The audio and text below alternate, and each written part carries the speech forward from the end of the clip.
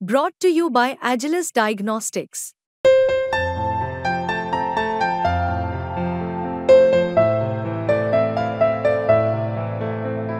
Agilus Diagnostics. 30 वर्ष 35 वर्ष राजकारणात राहिल्यानंतर अशा पद्धतीने ही यात्रा काढण्याची तुम्हाला गरज का भासली? मी सांगितलं ना, नाही तुम्ही सांगितलं ते मला माझ्यावर जबाबदारी आहे वगैरे. त्याच्यावर जबाबदारी आल्यानंतर आपल्याला उद्याच्याला पण माझ्या सहकार्यांना उद्या जनतेला पण आम्ही जनता म्हणेल का ह्यांना मतदान करायचं त्याच्यामध्ये मला माझी भूमिका मांडावी लागणार. पण शेवटी असं पण आहे ना की शेवटी लोकसभेमधला परफॉर्मन्स आणि त्याच्यानंतर एक तुम्ही स्वतःला नव्याने प्रोजेक्ट करताय असं पण म्हटलं तर चुकीचं मान्य आहे ना. शेवटी प्रत्येक माणूस कुठंतरी त्याला ठेस लागल्यानंतर पुन्हा ठेस लागू नये म्हणून काळजी घेतो. तसं कुठल्याही निवडणुकीत यश अपयश असतं आणि यावेळेस आम्हाला महायुतीला 0.6 फरक तेवढाच आहे. एवढ्याच टक्के मतं म्हणजे अर्धा टक्क्याला थोडं जास्त एवढीच मतं आम्हाला कमी पडलेली आहेत. त्या मतं आम्हाला वाढवायची आणि आम्हाला जनतेकरता काम करायचंय. आम्ही जनतेच्या करता योजना आणल्यात. आम्ही वीज माफीची योजना आणली, आम्ही लाडकी बहीण योजना आणली, आम्ही अनेक प्रकारच्या योजना त्या ठिकाणी 3 गॅस सिलेंडरची योजना आणली.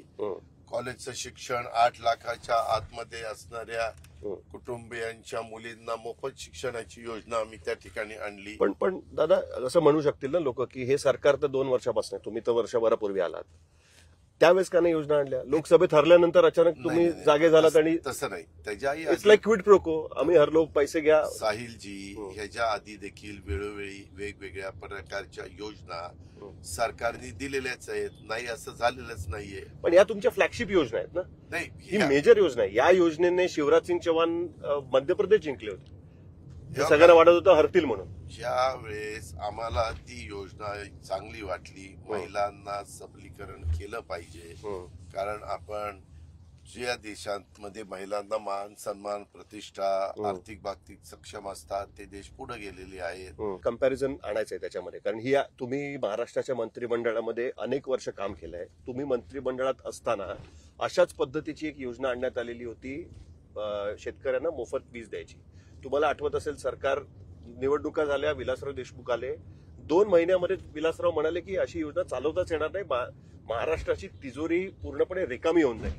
आता सुद्धा ज्या योजना आल्या त्याच्यातनं ऑलमोस्ट 60,000 कोटी रुपये तुम्हाला दर महिन्याला खर्च करायला लागतील या सगळ्या योजना चालू ठेवायच्या असतील तर. अर्थमंत्री म्हणून तुम्ही या गोष्टीकडे कसं बघता? सस्टेनेबल आहेत का या योजना? त्यावेळेस 1 नेशन 1 टॅक्स जीएसटी नव्हता.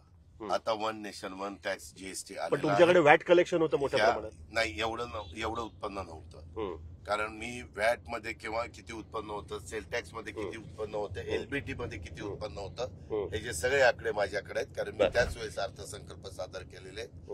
आताचे उत्पन्न 1 नेशन 1 टॅक्स मुळे मोठ्या प्रमाणावर टॅक्स त्या ठिकाणी गोळा होतो. महाराष्ट्रात 16% टॅक्स देशाचा गोळा होतो. देशात जेवढा गोळा होतो त्याच्या एकट्या 16% महाराष्ट्रात गोळा होतो.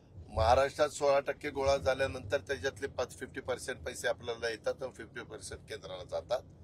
त्याच्यावर देशाच्या 8% रक्कम ही आपल्याला मिळते. साहजिक सरळच आहे. आणि त्यामुळं ते जीएसटीचं प्रमाण दरवर्षी वाढतंय, कारण दरवर्षी साधारण 30,000 कोटीने आपलं जीएसटीचं उत्पन्न वाढतंय. आणि बाकीच्या बद्दल पण महाराष्ट्र तसं एक आर्थिक सक्षम राज्य असल्यामुळं तुम्ही पाहता पूर्वीच्या काळातल्या महाराष्ट्रातली परिस्थिती आताच्या काळातली. पण शेवटी दादा तुम्हाला माहिती आहे की तुमच्याकडे आमदार किती तगादा लावत असतात की दादा फंड द्या, हे द्या, ते द्या. या सगळ्या योजना चालवताना तुम्हाला कुठेतरी त्याच्यावरती काहीतरी रॅशनलायझेशन तुम्हाला करावं लागेल. त्या संदर्भामध्ये सगळा विचार करूनच विचारपूर्वक साहिलजी ह्या योजना सस्टेनेबल राहिली योजना, ह्या योजना दिलेल्या आहेत आणि त्या पुढेही चालू राहतील. हा शब्द माझा अजितदादाचा वादा म्हणून लोकांना आहे. पण नक्की काय आपण समजायचं की दोन गोष्टी सुरू आहेत. एक गरिबांची साथ एकनाथ आणि अजितदादांचा वादा. ठीक आहे, हे काय कॉम्पिटिशन? अजिबात काही कॉम्पिटिशन नाही. ते आज राज्याचे आमचे प्रमुख आहेत, महायुतीमधले ते प्रमुख आहेत, ते मुख्यमंत्री आहेत. देवेंद्रजी, मी उपमुख्यमंत्री आहे. ते त्यांच्या पद्धतीनं प्रचार त्या ठिकाणी करतात. आमच्या एकत्र पण सभा होणार आहेत. आजच रात्रीच आमची मीटिंग ठरलेली आहे.